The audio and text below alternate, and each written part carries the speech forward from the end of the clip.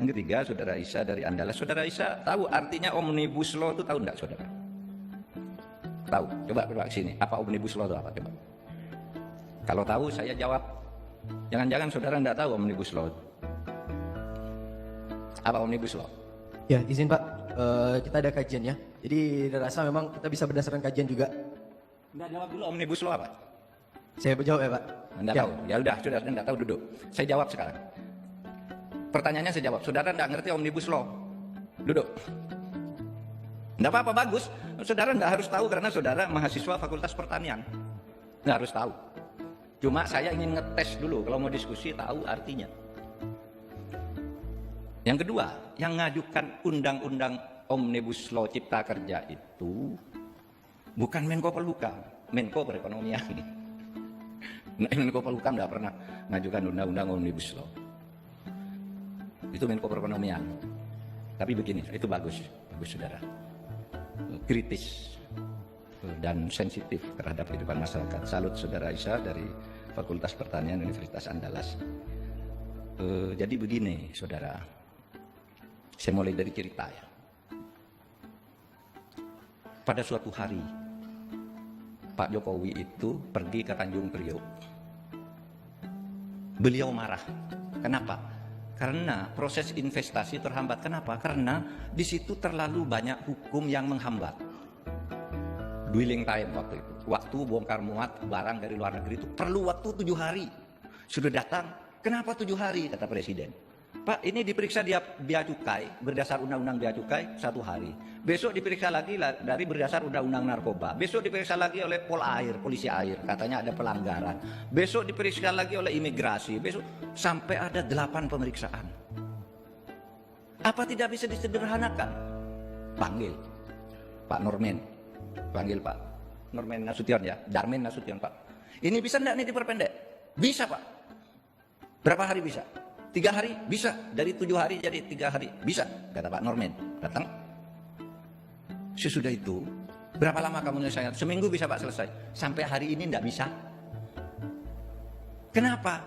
Karena itu tadi, sesudah diselesaikan undang-undang bea cukainya, ternyata undang-undang imigrasinya belum diperbaiki, masih lama lagi.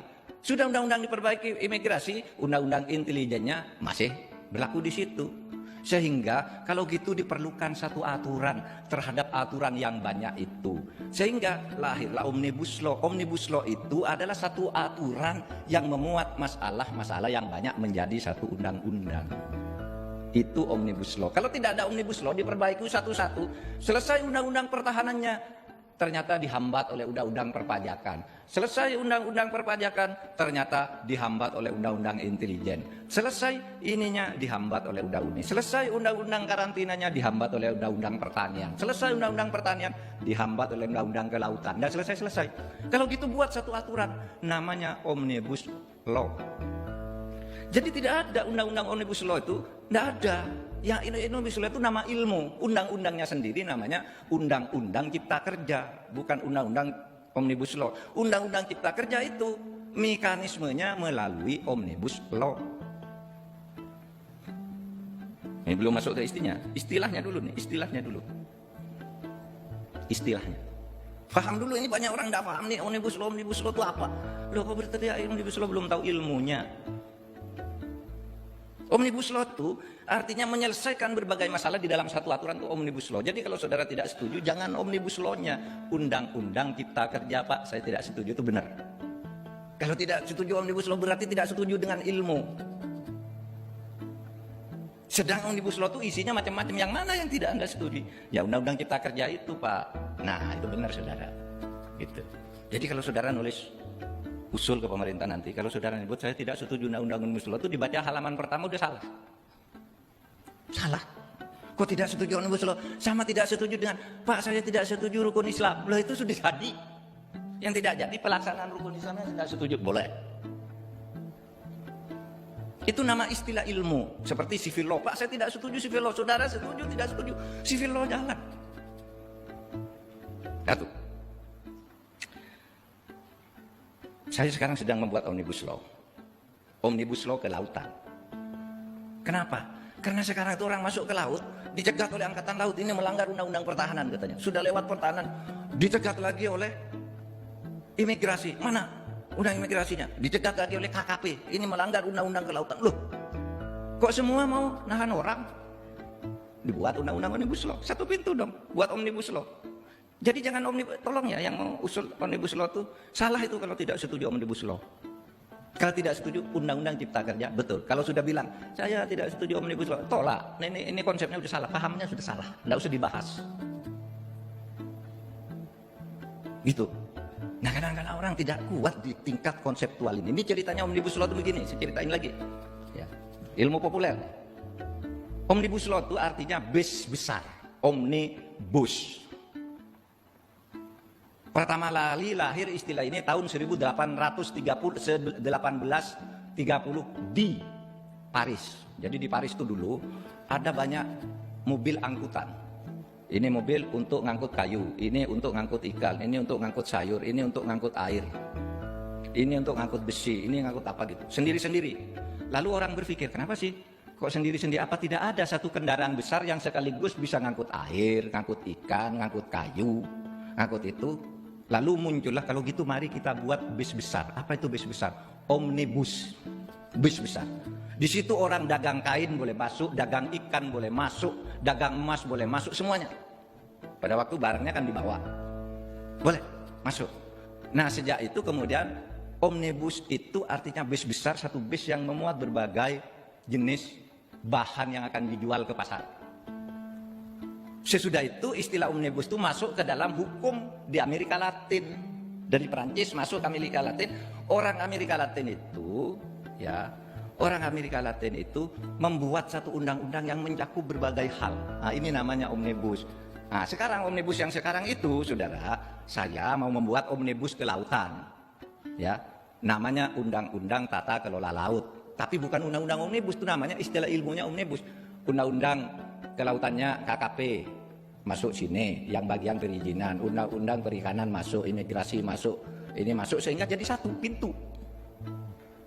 Siapa yang harus menjadi komando kegiatan di laut? Ditetapkan itu Bakamla, Badan Keamanan Laut. Sudah, yang lain ikut Bakamla lah. Itu namanya omnibus di bidang kelautan. Jadi saya tidak ngerti orang kirim surat, Pak saya mau konsultasi tentang Omnibus Law. Berarti Anda tidak tahu itu Omnibus Law itu. Kok langsung bilang Omnibus Law?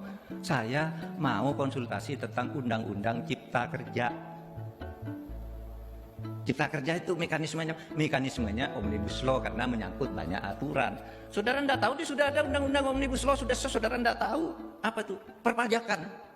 Penurunan pajak, penurunan ini, sektor ini diturunkannya, sudah jadi. Kenapa tidak diprotes? Itu Omnibus Law juga. Karena yang jadi masalah bukan Omnibus Law-nya, materinya.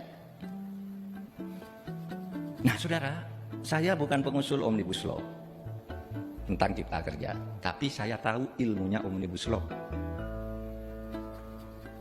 Karena apa? Ya karena saya dosen aja. Kalau bukan dosen Anda tahu juga kira-kira. Gitu. Makanya setiap rancangan undang itu perlu naskah akademik. Naskah akademik itu kerjanya dosen dan mahasiswa. Bagus saudara, saya senang saudara Isa. Anda ngajak diskusi, ya diskusi. Bawahnya Pak kok yang diskusi seharusnya mahasiswa bukan dosen. Lah mahasiswa juga tidak dilarang diskusi kan. Adakan sendiri kan boleh. Ini yang adakan rektor yang diundang orang tertentu. Kan diskusi itu tidak harus mahasiswa aja. Dosen boleh, pengurus masjid ngadakan diskusi boleh, siapa aja boleh. Tidak harus mahasiswa juga. Nah tergantung forumnya. Saudara mau diskusi urusan pengembangbiakan ikan, pertanian kan? Pengembangbiakan ikan laut di perairan tawar misalnya, saudara diskusi mahasiswa boleh sendiri. Kalau ini dialog kebangsaan, siapa aja boleh. Tergantung yang menyelenggarakan rektor, yang diundang ada rektor lain, ada dosen, ada mahasiswa gabung. Namanya juga diskusi gitu. Nah, saudara katakan gini lagi, penting saudara anak muda. Saya berpikir suatu saat saudara Isa ini nanti jadi orang penting nih, karena sangat kritis. Ya, mahasiswa harus kritis kayak gitu. Nggak tahu nggak apa-apa, nanti kan tahu kalau salah. Itu yang penting. Gini, kalau saudara katakan, Pak, Indonesia ini sekarang mundur. Apanya yang mundur, saudara? Saudara bersekolah ini karena Indonesia tidak mundur. Saudara punya profesor ini karena Indonesia maju. Kalau Kalau dulu belum ada Indonesia, enggak punya kita profesor. Enggak boleh orang jadi profesor. Orang mau jadi mahasiswa. Ayah saya aja dulu sampai SR, saudara. Mau masuk SMP enggak boleh oleh Belanda. Sekarang udah maju. Saudara bisa milih jadi apa saja besok. Saudara mau tanya, berapa? Dulu orang jadi polisi itu, saudara, yang jadi polisi itu dulu orang yang tidak Islam itu. Dulu saya takut pada polisi. Polisi itu enggak sembahyang, enggak ini. Karena didikan Belanda. Zaman dulu itu sisanya. Sembahyangnya enggak jelas. Nah sekarang polisi itu santri-santri semua. Karena Indonesia maju. Orang Islam yang pintar ngaji hafal Al-Quran sana. Jadi polisi boleh, jadi tentara boleh, jadi menteri boleh. Saudara, barangkali tadi saya ketemu Kapolda. Kapolda enggak datang ya Kapolda. Kapolda itu puasanya Senin Kamis karena dia Islam. Mana dulu ada polisi puasa Senin Kamis, saudara? Bawa pentungan ngejar saudara dulu. Ini karena Indonesia maju, orang puasa Senin Kamis boleh jadi polisi. Saudara, mungkin saya sering katakan gini. Saudara tahu Bu Sri Mulyani itu? Sri Mulyani itu. Orang ganti ini agamanya apa sih, orang mana? Kejawen kali gitu. Tapi sesudah saya tahu bergaul dengan dia juga puasa Senin Kamis, sholatnya rajin. Kalau rapat Bu, sudah ditunggu rapat. Ntar Pak, saya masih sholat. Saya belum sholat duhur nih. Dulu, zaman dulu, fobi. Orang malu kalau disebut Islam. Sekarang bangga tuh disebut Islam. Kapolda tadi, Pak, ayo Pak, sarapan dengan saya Pak Menko Polhukam. Saya puasa. Nah, Rektor, saya puasa. Pak Gubernur, saya puasa. Di mana mundurnya? Di mana mundurnya? Orang miskin Pak banyak. Nah, Anda salah lagi. Salah. Saudara bisa sekolah gini karena di Indonesia tidak miskin. Berapa coba?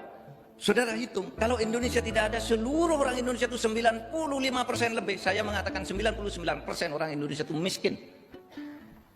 Pada zaman Belanda, pada zaman penjajah. Miskin semua. Ayah-ayah kita pakai karung. Saya masih menangi dulu sekolah di tahun 70-an.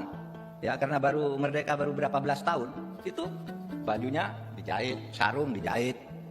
Karena robek-robek gitu, enggak berani, enggak kuat beli baju baru. Sekarang bisa, sehari bisa beli baju satu kalau mau. Atau sekurang-kurangnya seminggu sekali kuat. Sekurang-kurangnya saudara punya baju ganti. Dulu enggak ada baju ganti. Karena dulu miskin.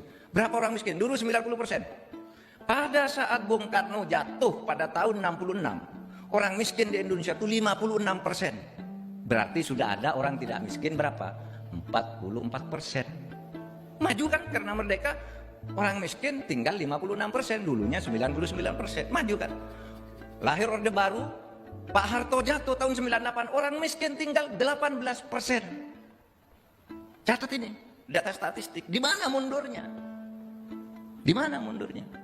Pak Harto jatuh 18%, katanya ini tidak adil, banyak KKN, ganti pemerintah. Terus selama reformasi sampai pemerintahan SBY, orang miskin itu tinggal 11,9% pada Oktober tahun 2014. 11,9. Turun kan? Dari 90% tinggal 11%. Gitu. Sesudah reformasi, zaman Pak SBY tinggal. Ini Pak SBY diganti oleh Pak Jokowi. Tahun 2014. Sampai tahun 2019 berapa jumlah orang miskin? Tinggal 9,1%. Kan maju terus nih. Maju terus. Ada pandemi. Bulan Februari sampai sekarang. Tadi miskinnya 9,7%. Naik lagi sekarang menjadi 9 hari ini 9,7%. Negara lain sama. Minus pertumbuhan ekonominya berapa? Amerika 15. Kita 5,3. Itu karena apa? Karena Indonesia merdeka. Saya tidak membenar-benarkan. Wah, yang sekarang ini sudah benar. Di sini masih banyak korupsi. Saya katakan nih, masih banyak korupsi. Tapi kalau saudara katakan mundur karena Indonesia, enggak bisa. Bahwa ada korupsi, mari kita hantam. Mungkin seumpama tidak banyak korupsi, yang miskin tinggal sedikit. Gitu. Kita tahu. Tapi kalau mengatakan Indonesia kok semakin lama semakin mundur, enggak.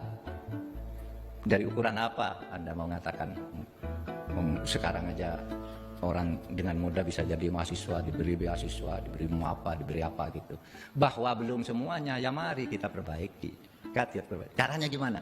Bangun semangat kebangsaan, bangun kebersamaan, akan lebih cepat kemajuan kita ini.